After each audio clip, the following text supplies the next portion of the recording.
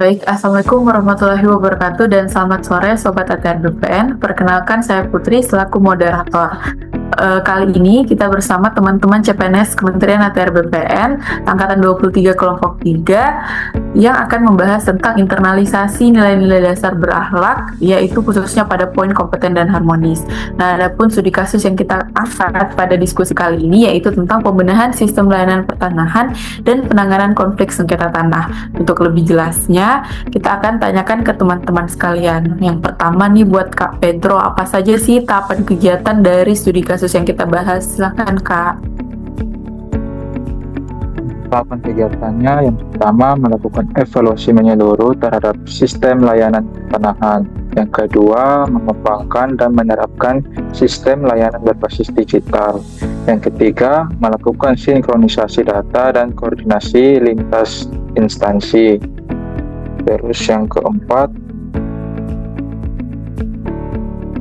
melaksanakan bimbingan teknis dan pelatihan kompetensi pegawai. Yang kelima, menguatkan pengawasan internal dan transparansi publik untuk mencegah gratifikasi mafia tanah serta penyalahgunaan wewenang.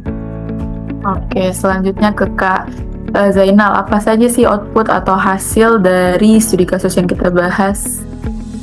Atau hasil dari kegiatan itu, yang pertama, sistem layanan pertanahan menjadi lebih terintegrasi, cepat, dan transparan. Yang kedua, 3.019 kasus pertanahan berhasil diselesaikan dalam periode Oktober 2024 sampai dengan Oktober 2025.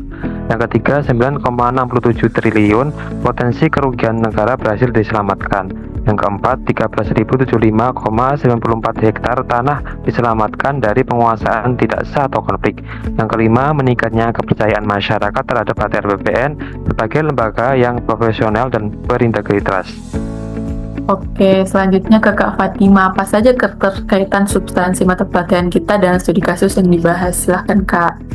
Baik, keterkaitan substansi mata pelatihan yang pertama yaitu pada nilai kompeten, mendorong dan meningkatkan kemampuan teknis dan digitalisasi layanan. Selanjutnya, pegawai dilatih untuk lebih memahami peraturan agraria, peta digital, serta sistem informasi, menanamkan kompetensi analitis dan problem solving. Selanjutnya, pada nilai harmonis, pembenahan ini menuntut sinergitas lintas unit kerja.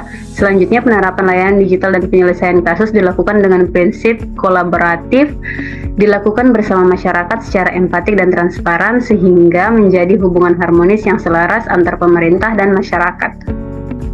Oke, baik, beralih ke Kak Sekar, apa saja sih kontribusi isu yang kita bahas terhadap visi misi organisasi kita? Silakan Kak. Jadi untuk mendukung visi misi ATR BPN yaitu mewujudkan lembaga pertanahan yang terpercaya, profesional, dan melayani kebutuhan publik secara inklusif. Jadi melalui kegiatan ini ATR BPN memperkuat misi organisasi untuk meningkatkan pelayanan publik berbasis data yang cepat dan akurat, kemudian menegakkan keadilan agraria dan mencegah konflik sosial akibat adanya sengketa tanah, dan juga memperkuat kolaborasi lintas sektor untuk percepatan reforma agraria dan pengelolaan tata ruang yang berkelanjutan. Oke, pertanyaan terakhir kita beralih ke Kak Zainal lagi. Apa sih penguatan nilai organisasi dalam studi kasus yang kita bahas?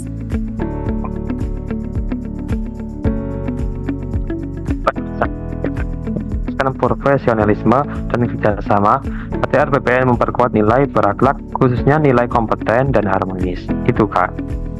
Oke, izinkan saya menyampaikan kesimpulan dari pembahasan kita pada sore kali ini, yaitu kegiatan pembenahan sistem layanan pertanahan dan penanganan konflik sengketa tanah merupakan implementasi konkret dari nilai dasar ASN kompeten dan harmonis. Nilai kompeten sendiri diwujudkan melalui evaluasi sistem pengembangan layanan digital, bimbingan teknis, dan pelatihan kompetensi untuk pegawai di bidang hukum agraria dan teknologi informasi. Nah, sedangkan nilai harmonis diimplementasikan melalui sinkronisasi data dan koordinasi lintas instansi untuk menangani kasus yang kompleks. Nah, secara keseluruhan, kegiatan ini tentunya mendukung visi misi ATR BPN untuk mewujudkan lembaga yang profesional, terpercaya, dan melayani publik secara inklusif, sekaligus juga memperkuat misi dalam meningkatkan pelayanan publik berbasis data dan menegakkan keadilan agraria. Mungkin sekian sesi diskusi kita pada sore hari ini. Terima kasih. Wassalamualaikum warahmatullahi wabarakatuh.